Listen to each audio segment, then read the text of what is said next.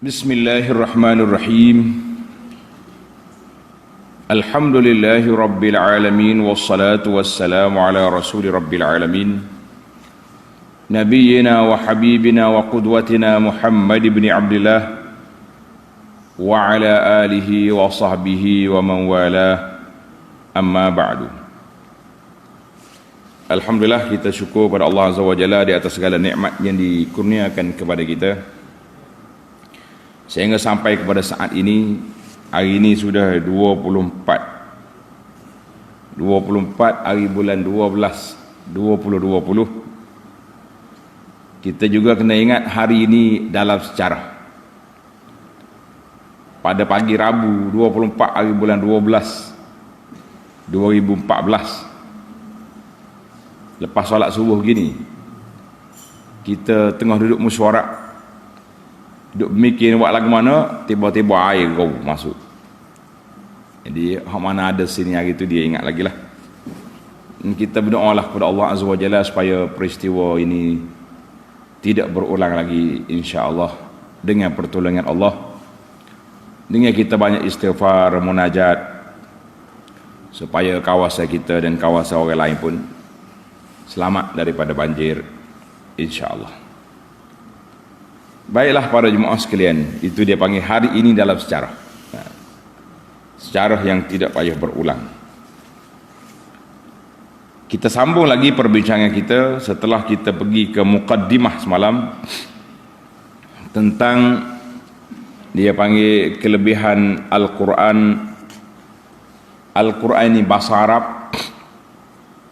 Allah kata dalam surah ini, aku cerita kepada kamu, nahnu naqussu 'alaika ahsanal qasas, perceritaan yang paling baik, yang paling indah. Memang sangat indahlah. Kita baca kisah Nabi Yusuf ni berapa kali, daripada setiap kali baca Quran jumpa Yusuf. Setiap kali kita boleh menangis, kita boleh rasa sebab dengan peristiwa yang berlaku, dan pengajaran kita boleh kutip setiap masa. Alhamdulillah. Sangat banyak pengajaran yang kita boleh ambil.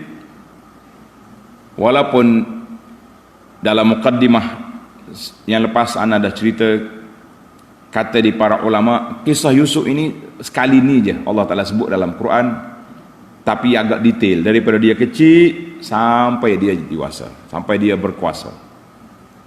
Dia tak ulang dah dalam surah lain, kecuali 2 kali yang nama dia disebut dalam surah lain. Kata di para ulama tadabbur, sebab kisah Yusuf lebih kepada kisah kekeluargaan, jadi cukuplah sekali membelajar, pengajarannya diingati dan diulang-ulang sampai bila-bila. Jadi kita sambung perbincangan kita pada kali ini di ayat yang keempat. Ayat yang keempat surah Yusuf, juzuk yang ke-12, tafsir pimpinan Ar-Rahman, muka surat 437. InsyaAllah kita baca 3 ayat je, sebab banyak perbincangan dia. A'udzu billahis samii'il 'aliim minasy syaithaanir rajiim. إذ قال يوسف لأبيه يا أبت إني رأيت أحد عشر كوكبا والشمس والقمر رأيتهم لي ساجدين قال يا بني لا تقصص رؤياك على إخوتك فيكيدوا لك كيدا إن الشيطان للإنسان عدو مبين وكذلك يجتبيك ربك ويعلمك من تأويل الأحاديث ويتم نعمته عليك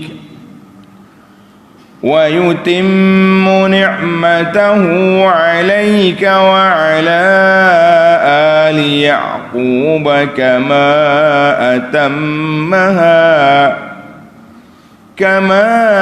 أتمها على أبويك من قبل إبراهيم وإسحاق إن ربك عليم حكيم. الله أكبر. إذ قال يوسف لأبيه. Ingatlah, ai wazkur ya Muhammad sallallahu alaihi wasallam liqaumika. Allah Ta'ala suruh Nabi kita sebut, ingatlah peristiwa tatkala Nabi Yusuf berkata kepada bapaknya. Jadi Allah Ta'ala ni, cerita ni bukan cerita novel.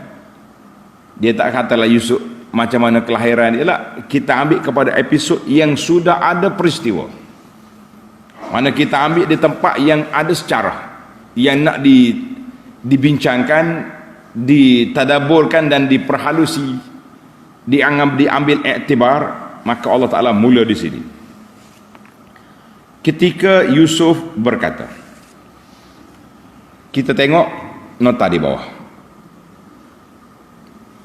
Nabi Yusuf ialah anak kepada Nabi Yaqub.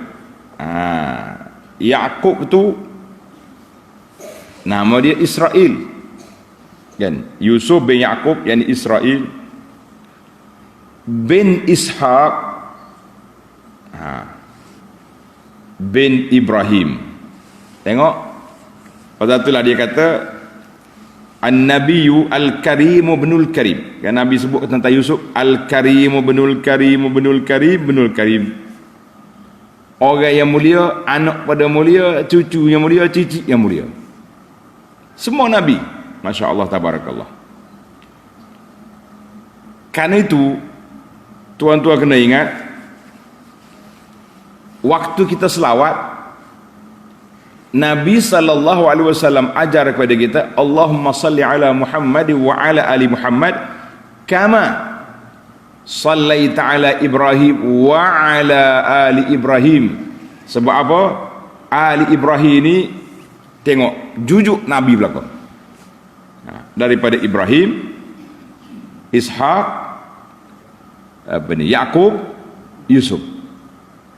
Lepas tu barilah lah, itu lalu kok itu ni, kalau Ibrahim, Ismail, jalur lain pula. Yang pentingnya anak cucu dia tu Nabi. Berbeza dengan anak cucu Nabi kita Muhammad sallallahu alaihi wasallam, setinggi mana hebat Al-Hasan wal Husain, sayyida syababi ahli jannah, mereka tak ada Nabi. Sebab Nabi penutup bagi segala Nabi, maka dia tidak ada lagi Nabi selepas daripada Nabi sallallahu alaihi wasallam. Jadi kalau kita nak banding dua keluarga ni, mana alu Ibrahim lebih tinggi. Sebab itulah kita buat bandingan, sebagaimana engkau selawat ke atas keluarga Ibrahim. Allahu Akbar. Tengok. Jadi Nabi Yaqub ni, Yusuf ni salah seorang daripada anak Nabi Yaqub yang apa? Yang 12 orang. 12 orang ke semua? Isna asyara zakaran. Allahu Akbar. Baik, itu dia panggil Yusuf ni seorang yang ra'i al-jamal, comel sangat orangnya. Mana kalau orang kata contoh orang comel, Yusuf. Allah, lawa dia ni macam Nabi Yusuf. Padahal kita tak aja tengok, cuma kita dengar cerita Nabi Yusuf ni lawa, comel dia.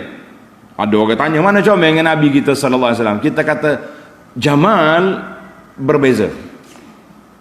Comel Nabi Yusuf, ini cara dia. Siapa peringkat orang perempuan boleh iris tangan? Kalau tidak comel, tak iris tangan. Tak, dia tu yang gitu. Tapi oleh kerana tengok tu lah, mari terkanyak, kata orang, kengah, daripada potong buah limau kepada potong tangan. Nak kata apa? Ini kuat, kan? Yusuf ni Ra'i al-Jamal, sangat disayangi oleh bapa dia, yang menyebabkan adik-beradik dia lain rasa iri hati. Allahu Akbar. Maka Nabi Yusuf bermimpi, katanya waktu tu budak lagi dia. Ada kata umur dia 12 tahun.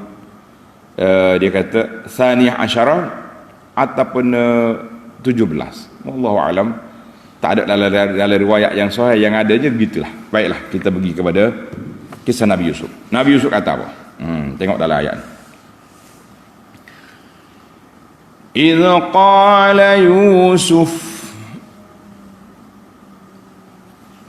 قال يوسف لأبيه يا أبت إني رأيت 11 كوكبا. Yang pentingnya kita minta maaf ni. Kalau anak baca mula-mula tu napah dia tak manja. Ada setengah orang kata kena berlatih napah manja. Kita kata kita baca sekat ada, kita ada napah. Nah. Jadi pasal itulah kita baca pendek sekat-sekat. Yusuf berkata kepada bapaknya Nabi Yaqub, wahai bapakku. Dia cerita kepada ayah dia, wahai bapakku, sesungguhnya aku mimpi melihat 11 bintang dan matahari serta bulan. Aku tengok 11 bintang, matahari dengan bulan. Ra'aituhum li sajidin, aku melihat mereka tunduk memberi hormat kepadaku. Jadi dia tengok, mimpi besar ni. Tengok nota di bawah tu. 11 bintang yang dilihat dalam mimpinya itu ialah 11 orang saudaranya.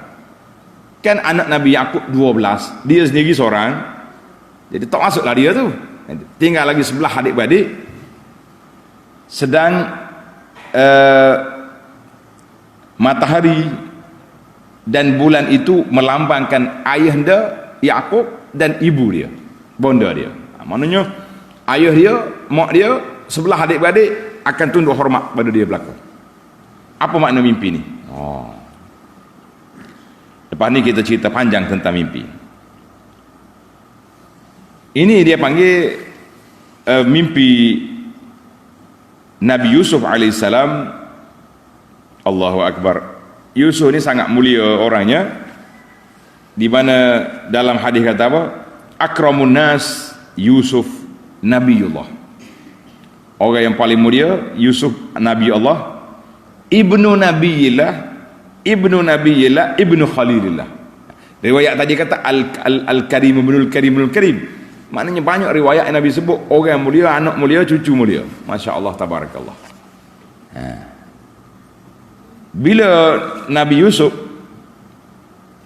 alaihi wa ala nabiyina salatu wassalam mari jumpa ayah dia, dalam cerita ni dia tak kata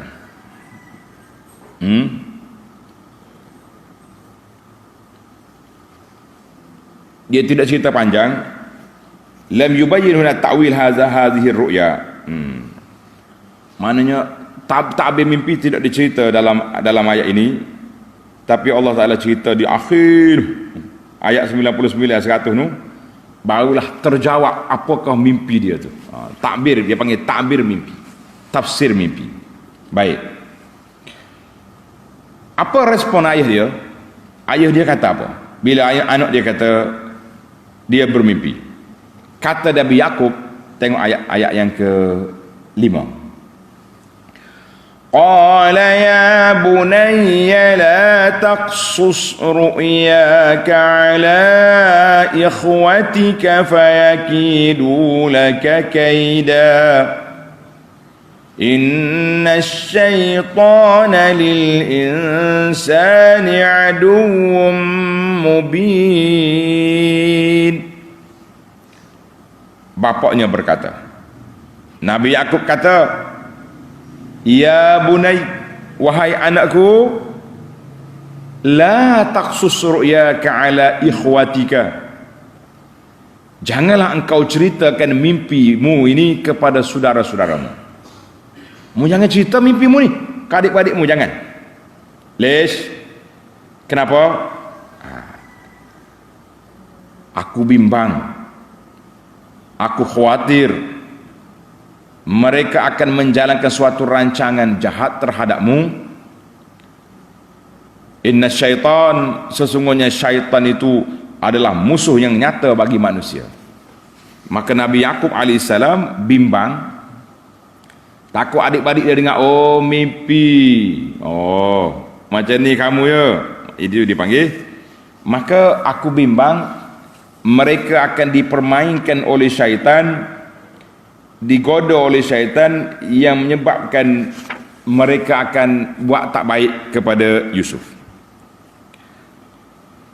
Kenapa Nabi Yaqub alaihissalam bila dia nasihat kepada Yusuf jangan cerita, dia kait dengan syaitan? Leis.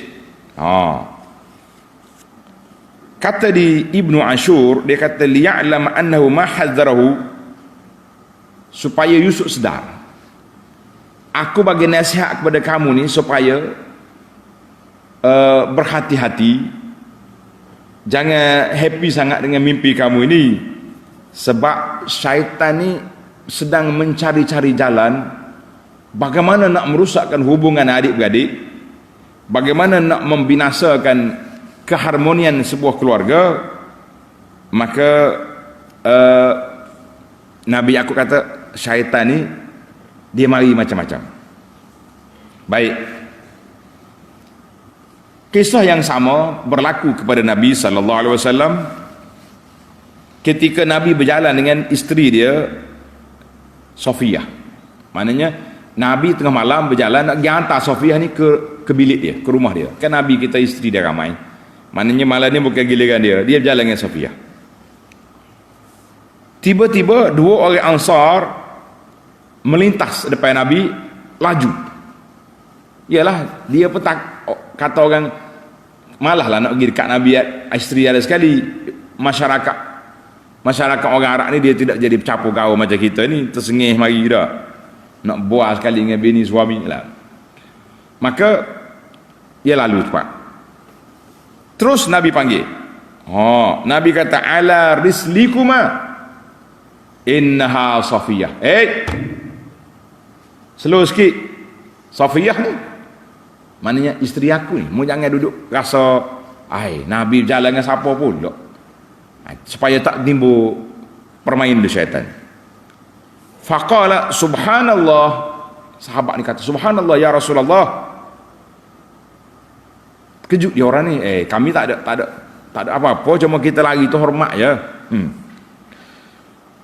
Wa qala lahumma, Nabi kata inna syaitan yajri bini adam majrad dam, syaitan ni masuk dalam tubuh manusia melalui jalur darah. Wa inni khasyitu an yakdhifa fi nufusikuma, aku bimbang, bimbang apa? Bimbang takut syaitan mari bisik dalam hati kamu. Siapa tu Nabi berjalan malam-malam ni? Maka Nabi potong. Baik, masuk pada cerita kita ni. Nabi Yaqub bimbang, takut apa-apa jadi. Dia kata Yusuf, mu jangan cerita, sebab syaitan ni mudah nak goda orang. Syaitan mudah nak mencari apa? Mudah nak mencari punca-punca perbalahan adik-beradik. Maka jangan kamu buat. Baiklah para jemaah sekalian, kita tak pergi banyak, kita pergi setakat 3 ayat ni dulu.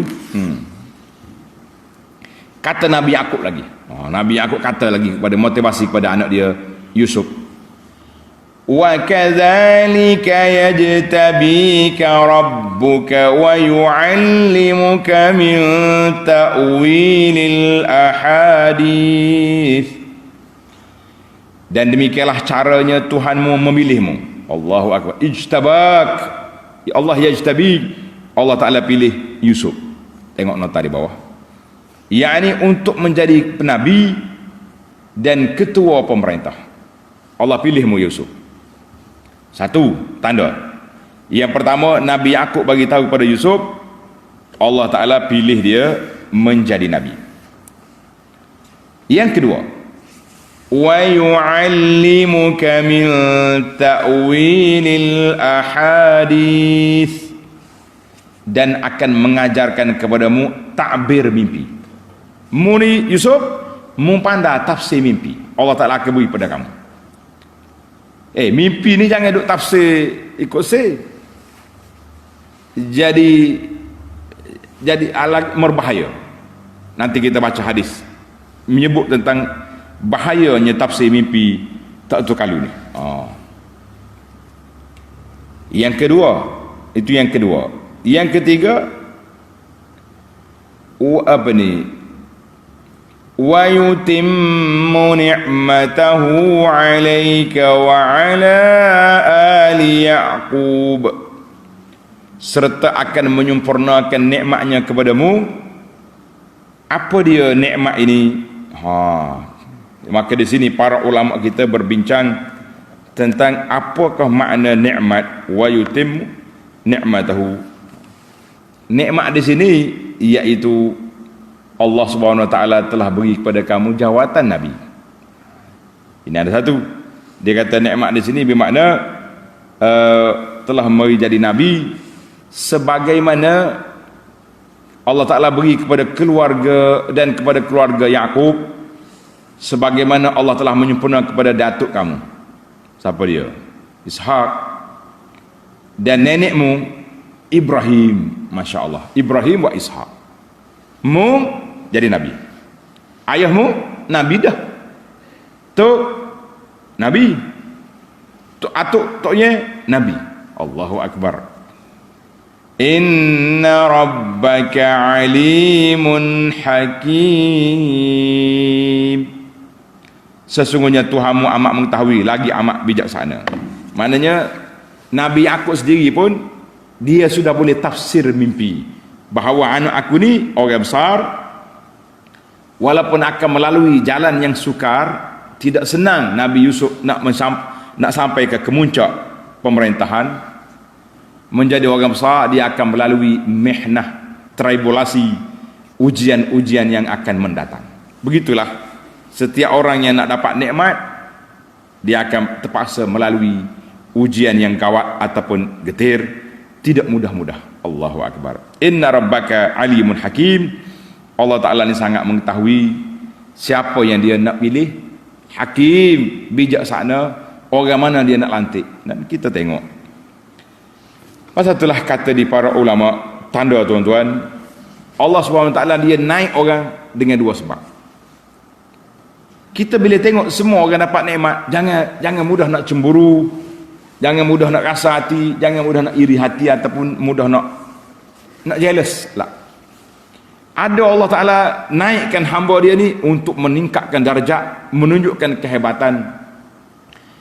Macam Nabi Yusuf AS, bila dia naik dengan sabar dianya, melalui mihnah ujian, sabar, dia sampai kepada kemuncak.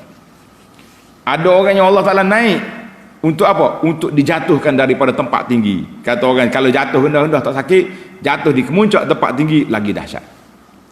Pasal itulah kita kalau tengok, oh kawan kita hebat dia ni, sudah jadi jutawan sekarang. Tengok dulu dia nega ke apa, halal ke haram, syubhat ke bersih dia punya. Kalau naik ikut jalan tak betul, bukan hebat, Allah nak jatuhkan dari tempat tinggi, wal'iyazubillah. Baik, kita bagi perbincangan. Dalam ayat ini sangat banyak perbincangan. Yang pertama sekali, Nabi Ya'qub alaihissalam bila dia dengar apa? Bila dia dengar Yusuf ni bermimpi, cerita kepada dia, Nabi Ya'qub nasihat lalu, jangan bising, jangan tular. Kalau zaman kita ni, jangan tulis di Facebook saya mimpi semalam, jangan. Ayat ini tanda tuan-tuan, mungkin kita ambil 10 ataupun 20 pengajaran daripada kisah ini. Ayat ini dilalatun ala tahziril muslimi akhahul muslim. Kita sebagai seorang muslim, bila kita tengok saudara kita nak buat benda yang berbahaya, akan memberi impak yang berat kepada dia, kita kena nasihat. Nasihat, mu jangan buat gini, pergi jumpa betul ataupun SMS, WhatsApp dia, jangan buat benda ni tak baik, kan? Wala yakunu zalika dakhilan fi babil ghibah, dan ini tidak masuk dalam bab mengumpat. Mengumpat apa yang kita nak nasihat dia? Mengumpat ni kita bercakap benda yang tak baik, kan? Ini kita nasihat, mu jangan buat. Aku bukan dengki, aku sayang kepada kamu. Itu dia panggil, maknanya sebagai orang yang mempunyai ilmu, pengetahuan, makrifat, maklumat, kita kena nasihat kepada kawan-kawan kita. Nasihat. Allahu Akbar. Terutama sekali dalam perkara mimpi ni. Sebab mimpi ni, para jemaah sekalian, mimpi ni benda tak nampak. Mimpi ni siapa dia boleh sahkan kita bermimpi? Siapa boleh sah? Tak boleh sah. Kita seorang yang kita tengok mimpi, nak bukti tak boleh. Maka sebab itulah Nabi kita larang sekali orang yang suka duduk bawa mimpi-mimpi ni, tama-tama kalau mimpi bohong. Dia kata dia mimpi, tak mimpi pun. Sekarang ni, saya semalam jumpa Nabi. Nabi dah sahkan ajaran yang saya buat ni betul. Sedap ke dia. Jadi anak mengikut dia apa? Tuan Syekh kita mimpi jumpa dengan Nabi dah tu. Ajaran yang dia bawa ni telah diluluskan oleh Nabi sallallahu alaihi wasallam. Tak masuk habis kita. Dalam hadis yang sahih, tengok, dikeluar oleh Imam Al-Bukhari rahimahullah taala, tanda tuan-tuan, hadis ni penting. Nabi kata apa? Ar-ru'yal hasanatu minallah. Mimpi yang baik itu daripada Allah. Fa iza ra'a ahadukum ma yuhibbu, apabila kamu tengok mimpi benda yang baik, menyukakan kita boleh naik pangkat kau, kita boleh rumah kau, boleh isteri comel kau, boleh suami yang lawa ke macam mana, Nabi kata fala yuhaddis bihi illa man yuhib. Mu jangan cerita mimpimu kecuali orang yang kamu sayang, yang kamu yakin. Kita tahu orang ni ustaz kita ke, orang yang baik dengan kita, orang soleh, dan dia tidak dengki kita, baru kita cerita dia. Jangan pergi cerita segala orang lah. Semalam saya mimpi, letak di Facebook lah, contoh lah kau. Itu kalau mimpi baik. Bukan semua orang kita kena bagi tahu. Kalau mimpi buruk pula lagu mana? Tanda.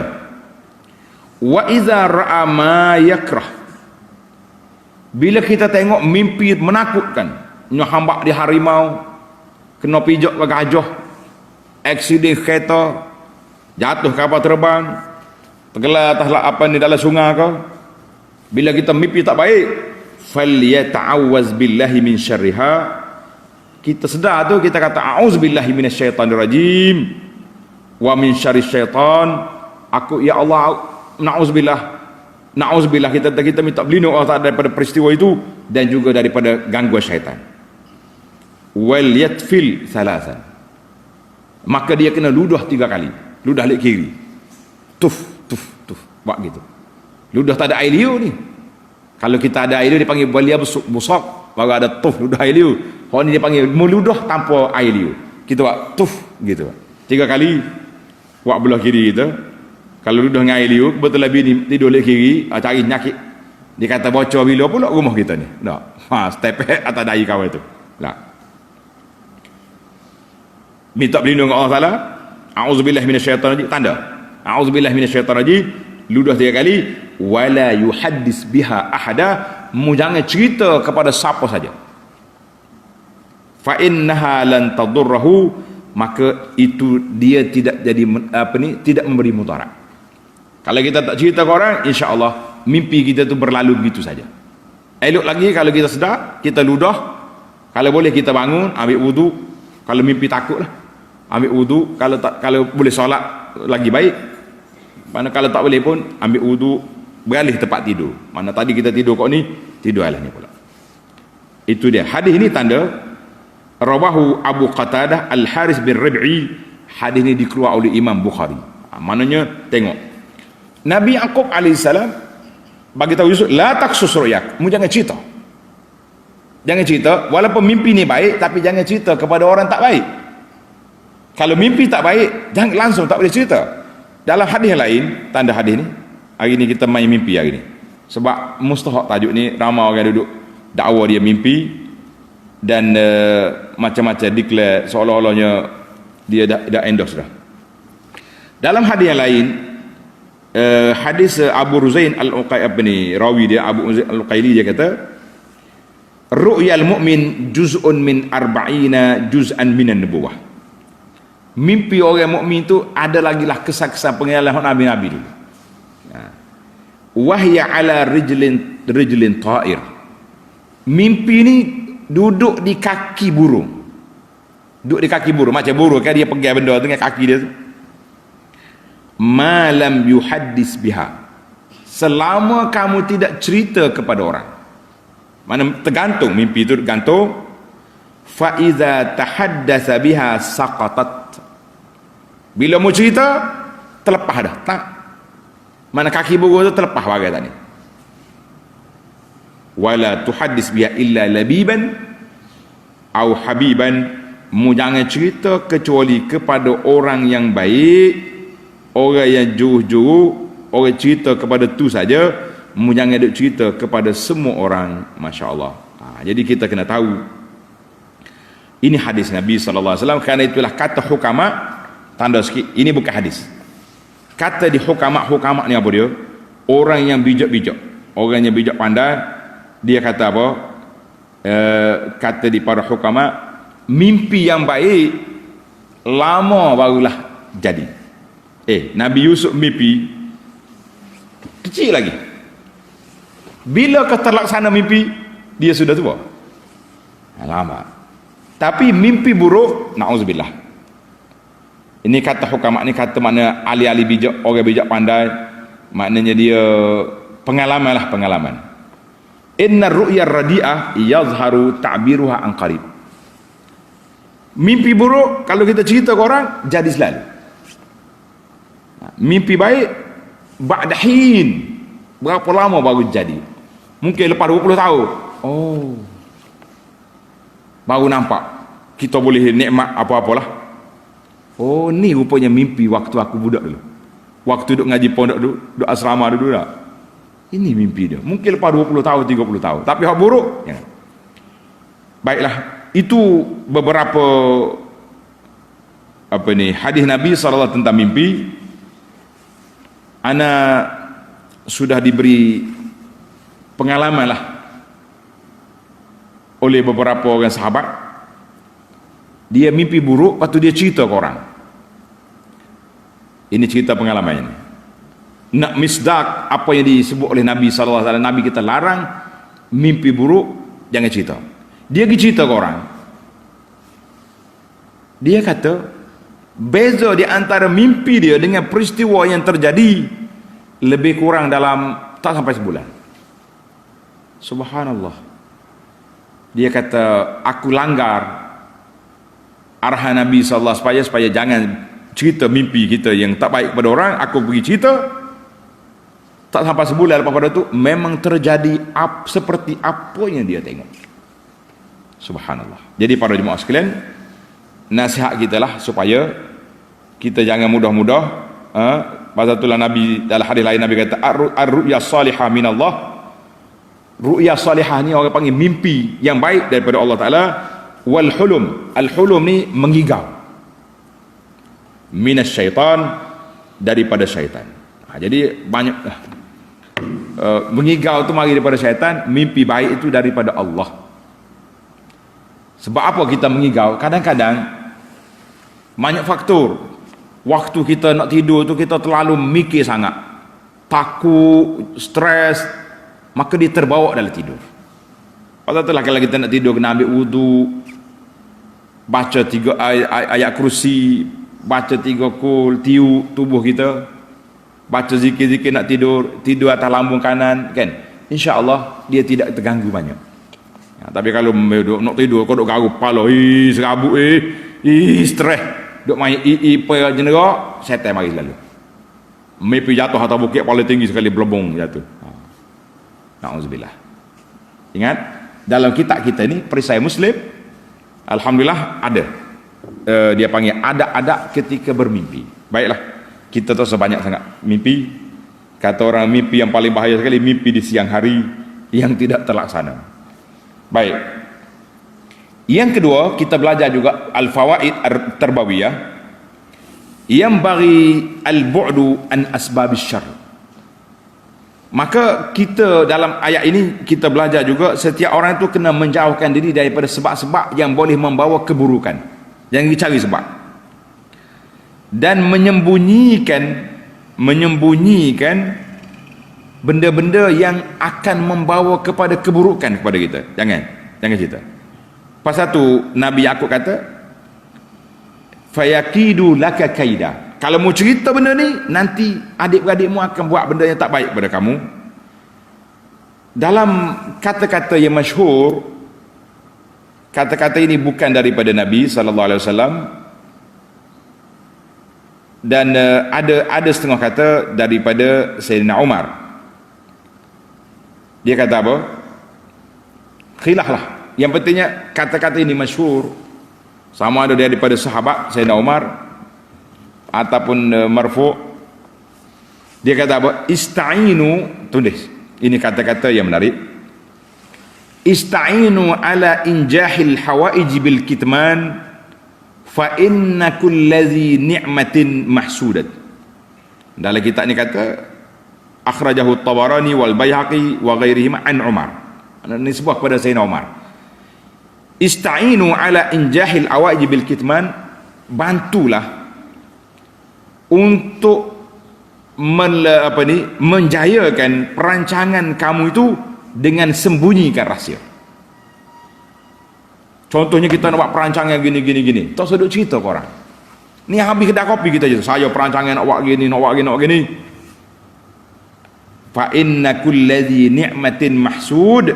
Setiap orang yang boleh nikmat akan didengki oleh orang. Ini bahaya. Jangan. Patut kadang-kadang projek yang kita nak buat, kita duk cerita ke orang, ada orang dengki, kita baru duduk buat baru. Dia siap tulis memo. Tulis kertas kerja siap. Kita baru duk nak minta, pejabat kata, projek ni ada dah orang minta. Subhanallah. Orang panggil potong queue berlaku. Ni dak ni apa-apa projek tulis belakang. Nak royak belakang ke cek map Facebook dia tu. Maka kita rahsia-rahsiakan. Bukan semua benda yang baik yang kita nak buat tu kita kena cerita ke orang. Dia kata maka kita kena bantu untuk menjayakan program kita bil kitman dengan rahsia. Pasal itulah kalau benda-benda hak besar, contohnya dalam peperangan, Nabi kita SAW bila nak pergi perang, dia tak bagi tahu nak pergi ke arah mana. Dia tak oyak. Dia tak bagi tahu aku nak pergi sini lah. Dia nak pergi ke Uhud, dia kona begini pusing. Padahal Uhud dekat. Tambah-tambah lagi kalau tentera, polis nak buat ambush, buat apa ni, nak pergi serang mana, dia tak bagi tahu. Kalau bagi tahu, kita tunggu tengah jalan ya, Pak dia. Itu rahsia, kena bagi tahu. Jadi kita nak apa ni, perancangan-perancangan yang rapi tak boleh didedahkan. Zaman kita ini dia panggil zaman fitnah ni, nak kata apa? Mesyuarat tak ada habis lagi tu, pecah rahsia dah. La haula wala quwata illa billah. Baiklah. Yang ketiga, Allah Taala sebut di sini, qala ya bunayya la taqsus ru'yak. Mu jangan cerita mimpi kamu ni. Kata di ulama tadabbur, yadullu ala jawazi tarki izharin ni'mah. Harus elok kita sembunyikan nikmat kita kepada orang-orang yang dijangka mempunyai sifat buruk. Orang ni yang dengki ni, aku kenal lama dah dia ni, duk berkawan dengan dia tu memang sifat dia hasad. Maka tak sudut cerita ke dia apa-apa yang kita dapat daripada nikmat-nikmat yang baik. Jangan cerita, oh saya dapat dah tu, luluh dah tenda saya ni, duk cerita ke kawan. Kawan ni dengki. Nah, dia pergi potong kiu awal-awal lagi. Bahaya kita. Baik. Bagaimana boleh Nabi Yaqub buat tuduhan terhadap anak dia sendiri? Ini penting. Macam mana Nabi Yaqub alaihi wa ala nabiyina salatu wassalam boleh kita Yusuf? Mu jangan cerita adik-adikmu fayakidu laka kaida. Nanti mereka buat benda tak baik pada kamu. Kenapa Nabi Yaqub boleh buat tuduhan kepada anak-anak dia 10 orang ni? Kenapa? Jawab di para ulama, fihi hukmum bil adah. Nabi Yakub ni dia kena anak-anak dia. Hak ni perangai gini, hak ni perangai kerah. Anak kita kena. Ada hak ni pasal jenis tak boleh selih kata orang. Nak, tak boleh selih sikit. Dengan budak kecil pun, nya celek mata, mengamuk. Ini kita tahu anak kita sorang-sorang. Hak ni pasal jenis gini perangai, hak ni pasal jenis dia tak. Nabi Yakub pengalaman dia dengan anak-anak dia hak ni hak 10 orang ni mak lain ni. Nabi Yusuf dengan Bunyamin mak lain. Dia kata abang-abangmu ni memang gini perangai. Aku kenal dah. Maka mu jangan cerita. Kita pun sama juga, kalau kita tahu dia ni perangai gini, kita kena tahu, beritahu pada orang yang ada nikmat tu, mu jangan duk cerita kat member kita sebelah ni. Bahaya puak ni. Setakat pengalaman kita duk saing dia, banyak masalah. Itu daripada pengalaman. Tapi kalau kita tak tahu apa orang ni orang baik, orang soleh, tiba-tiba kita pergi tahzir lah. Kita kata, tu Nabi Yakub tu boleh kata ke anak-anak dia? La, kata di ulama, al-hukmu bil adati wal khibrati. Nabi Yakub bercakap melalui pengalaman dan dia kena anak dia tu siapa. Baru boleh buat. Jadi kita jangan bukan semua orang kena kata dia tu tak boleh ni. Mau kena ke dia? Tak lah. Itu dia panggil ribah, batu api, melagakan orang. Tapi Yakub bukan nak laga, dia kata dia kena anak dia. Masya Allah, tabarakallah. Yang kelima, kita dah bincang tadi adalah hadis bahawa mimpi tak boleh dicerita kepada semua orang. Kita cerita kepada orang yang baik-baik, yang kita kenal dia ni ustaz kita, syekh kita yang soleh. InsyaAllah kalau dia takbir mimpi pun bukanlah takbir mengaru ataupun membodek-bodek. Ada setengah orang ni pasal jenis bodek. Mimpi ni tuan syekh, juta awak ni nyom bodek gak belanja air liu habis meja nya bayar kau itu.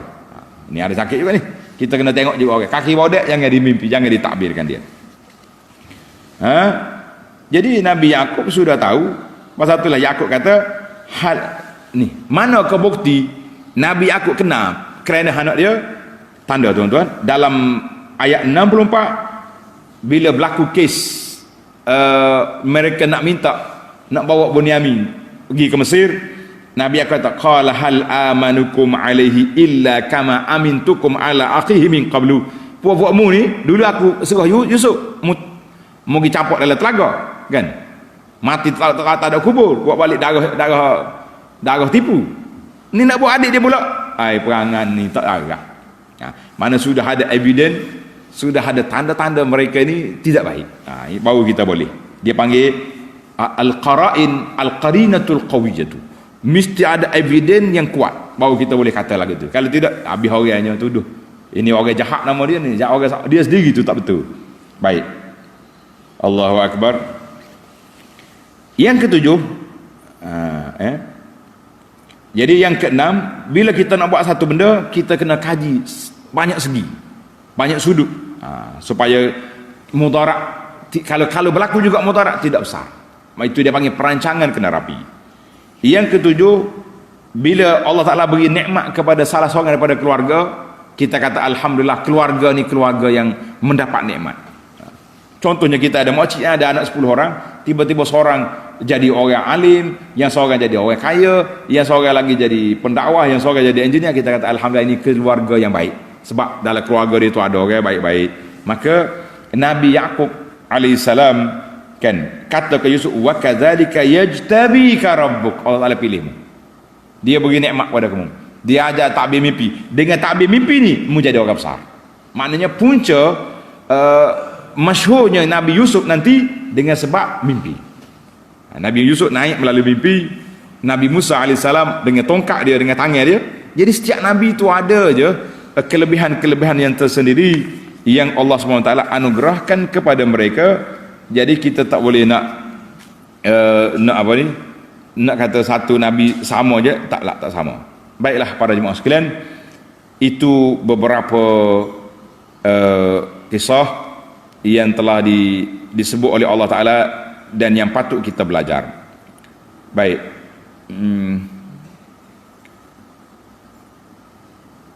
dalam ayat ini juga tanda yang ke-8 dah. Kata di para ulama, dia kata berbeza di antara ayah dengan adik-beradik. Kita ada ayah, kita bapak ni. Bapak ni dia suka anak-anak dia hebat. Oh, kalau kita boleh, kalau anak kita 10 orang, 9 orang, 7 orang hebat belaka, alhamdulillah. Dan bapak tanda dia nak anak dia lebih pada dia. Betul tidak? Kita nak anak kita lebih pada kita. Mana kalau kita belajar habis universiti habis, kita nak anak kita paling tidak PhD. Kalau ayah ada PhD dah, dia nak anak dia kalau boleh 3 PhD lagi boleh. Oh, hebat. Itu ayah. Tapi adik-beradik lah, dia nak dia tu hebatnya. Oh, aku anak nombor 1 mesti kena hebat. Nombor 2 hebat pula. Jadi adik-beradik tak sama. Walaupun dia adik-beradik, tapi perasaan dia masing-masing nak menonjol. Ayah dak, dia nak anak dia lebih pada dia. Kalau ayah dia ayah deki dengan anak tu, tak tahu ayah gapo tu. Ayah kucing ke ayah gapo dak. Pasal dia nak tejak anak lah. Tidak ada bapak sedemikian. Pasal itulah kata orang yang pandai menipu dalam keluarga, mak dia, dengan ayah dia. Mak dia ni kalau makan ni dia nak makan, tiba-tiba anak mari, mak nak makan. Makanlah makan. Mak sudah dah, padahal dia tak makan apa lagi. Itu cerita ibu. Pasal itulah kata orang, seorang ibu boleh jaga 10 orang anak, 10 orang anak belum tentu dapat jaga ibu dia waktu tua. Na'udzubillah. Nas'alullah as-salamat. Seorang ibu jaga 10 anak. Seorang anak belum tentu boleh, 10 anak belum tentu boleh jaga seorang bapak yang sudah tua. Maka berbeza. Waktu mak jaga kita kecil dulu, dia nak suruh kita besar, nak suruh panjang umur. Waktu anak jaga mak, duk mikir bila lah orang tua nak mati. Lambat weh, panjang umur molek. Allahu akbar. Gelar dia juga bersakut, tak pagi-pagi kalau mati boleh tukar kereta. Macam-macam.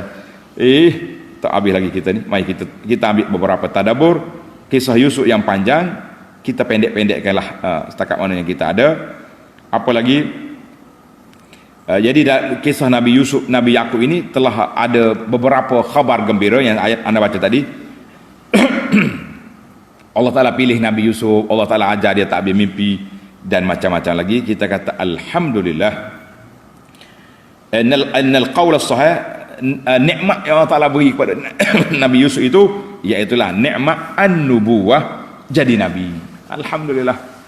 Jadi insya-Allah itu sajalah perbincangan kita tentang Yusuf pada kali ini. InsyaAllah kita sambung lagi dalam siri yang akan datang. Laqad kana fi Yusuf wa ikhwatihi ayatul lisailin.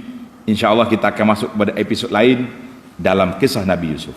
Subhanakallahumma wa bihamdika asyhadu an la ilaha illa anta astaghfiruka wa atubu ilaih.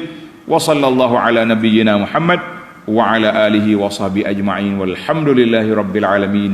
Wassalamualaikum warahmatullahi wabarakatuh.